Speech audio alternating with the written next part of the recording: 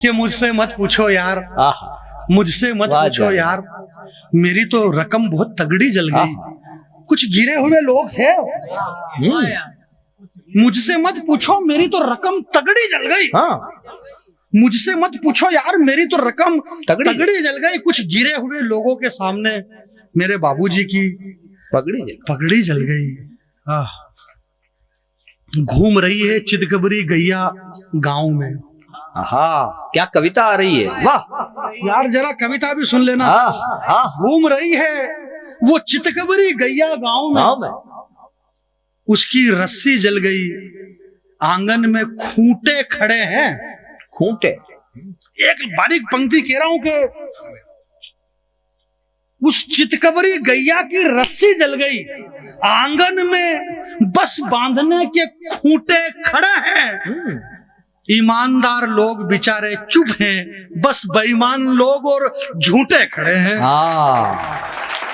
बढ़िया पंक्ति। इस देश को बम से डराया जाएगा, भारत देश को आतंकवादी लोग बम से डरा रहे हैं। हालांकि आजकल तो बम फटता ही नहीं है।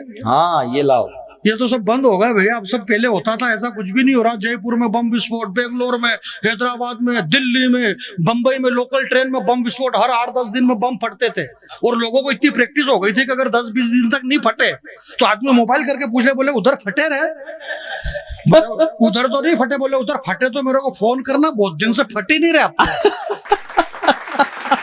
हमको मरने की इतनी प्रैक्टिस हो गई थी, पर अब तो ऐसा हो ही नहीं रहा। और ये 2 कौड़ी के आतंकवादी हमको बम से डराएंगे, इस देश को बम से डराएंगे। धन्य धन्य धरा।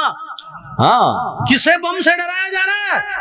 धन्य धन्य धरा, जहां की शक्ति, भक्ति और स्वाभिमान कभी बिका नहीं। और धन्य था वो शूरवीर राणा जिसकी ताकत के आगे अकबर तक टिका नहीं। क्या फौलादी सीना था उस राणा का, टकरा कर तीर सीने में टूट जाते थे। और ही नहीं नाता था जब चेतक, तो मुगलों के छक्के छूट जाते थे। और ऐसा भगवा उड़ाया राणा ने हल्दी घाटी में कि सूर्यदेव भी छिप गए गगन पर।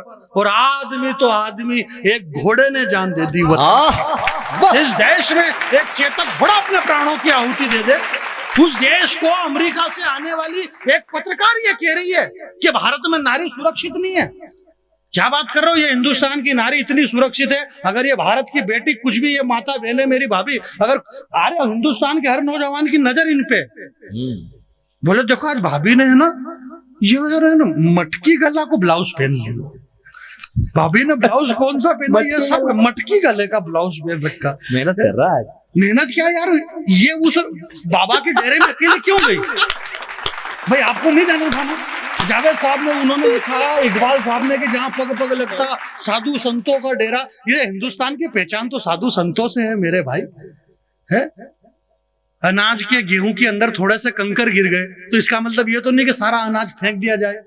तो कुछ लोग गलत हो सकते हैं, परंतु सारे लोग तो गलत नहीं हो सकते। इस हिंदुस्तान के अंदर हमारी पहचान ये है, तू भूल के भी चले मत जाना अकेले में। तुम अकेले में क्यों गई वहां? अब मैं ये नहीं कह रही हूँ कि आपको ताली बजाना है, अब जिम्मेदारी आपकी शुरू होती है। इन भारत की बेटियों को हम प्रणाम करते हैं, इन आपकी बेटियों को, हमारी बेटियों को हम प्रणाम करते हैं मेरे भाई। इस अंतरिक्ष के सीने को चीर करके भारत की विजय वैजयंती को फहराने वाली कल्पना चावला, सुनीता विलियम्स इसी भारत की बेटियां थी। हम भारत की बेटियों को प्रणाम करना चाहते हैं, परंतु उन भारत की वर्तमान बेटियों से कह रहे हैं कि तुम अकेले में क्यों गए। सवाल यह खड़ा होता है, भूल करके भी पापा की परी हमारी बेटियां। मेरे को आप एक सवाल ये बता दो, आराम से निकाल दो, गाय है कि सांड है? ये गाय भी नहीं और सांड भी नहीं। शोध का विषय है ये। केड़ो जर्सी है क्या? देखो ये माला खा रहा है, ये निश्चित जर्सी, ये गाय है, पर ये जर्सी तो नहीं है। जर्सी, आप जर्सी गाय जानते हैं? एक होता है उसका, देखो एक होती देसी गाय, अब और एक होती देसी और एक होती जर्सी। यार देसी है, खंडोल है विकी, मालूम मेरे को, मैं खुद किसान का बेटा हूँ और मेरे घर में 7-8 गाय है, देसी गाय है, गिरनाई और साहिवाल किस्म की मेरे यहाँ गाय है। परंतु मैं तो यूं कह रहा था कि अभी 6 महीने पहले इन चैनल वालों ने इतनी धूम मचाई कि शाहरुख आए खतरे में। आर्यन खान पे गिरी गाज, शाहरुख खान पे गिरी गाज। वो शाहरुख खान का लड़का, उसका नाम था आर्यन। वो आर्यन एक चपेट में आ गया। अब वो चपेट में आया तो जवान फिल्म बना करके वहां वो कह रहा, बोले बाप से नजर मिलाना पड़ेगी। अरे कह रहा खोड़ा, बाप से नजर मिलाना पड़ेगी, तेरा छोरा पकड़ाया।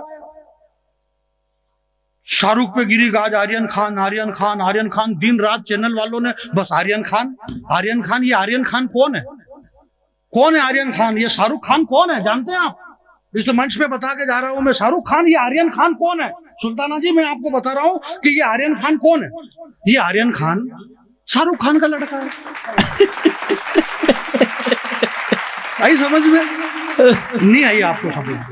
आर्यन खान किसका लड़का है? शाहरुख खान का लड़का। और शाहरुख खान कौन है?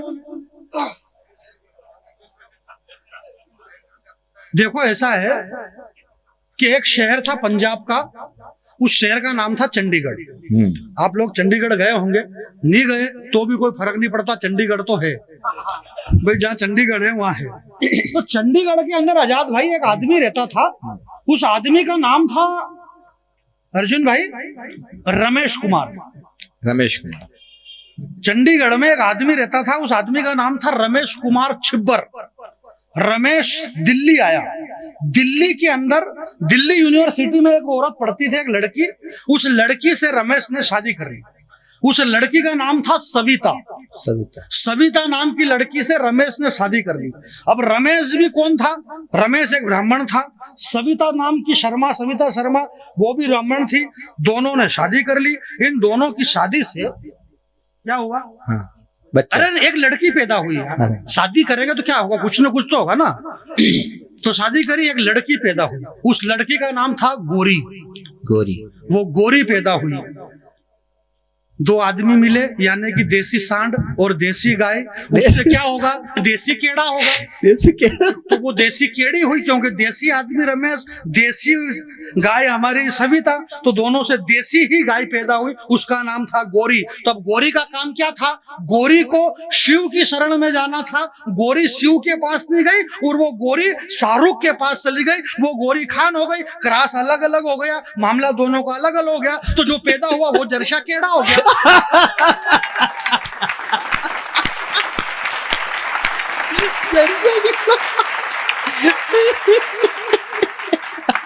भाई वो तो फिर जरशा ही होगा ना। और वो जरशा मैंने इसलिए नहीं कहा उसको इसलिए कहा कि हम देखो किसान लोग हैं। मैं तो शुद्ध किसान हूँ। आप लोग कितने खेती करते हो मेरे को मालूम नहीं है। मेरे घर पे बैल है, गाय है, सब है। मैं किसान आदमी हूँ। जरशे की खासियत ये रहती है कि वो किसी काम में नहीं आता। न वो बेल की गिनती में, न वो हल चले, न वो गाड़ी में जोते, कहीं नहीं, खंडोल अंडोल कहीं भी नहीं। और वो जब चिल्लाता वो चिल्ला भी सही ढंग से नहीं पाता। वो जरशा किसी काम का ही नहीं। वो बस फिर कटनी में ही जाता। और वो जो गाड़ोले लुहार आते हैं, वो गाड़ोले लुहार जो बेल का धंधा करते हैं ना डांग, वो भी उसको नहीं लेते। उनसे को बोले यार ये केड़ो है, केड़ो ले ले। बोले रे वादे थारो केड़ो, वो भी उसको नहीं लेते। वो किसी के भी काम में नहीं आता, क्योंकि वो जरशा केड़ा।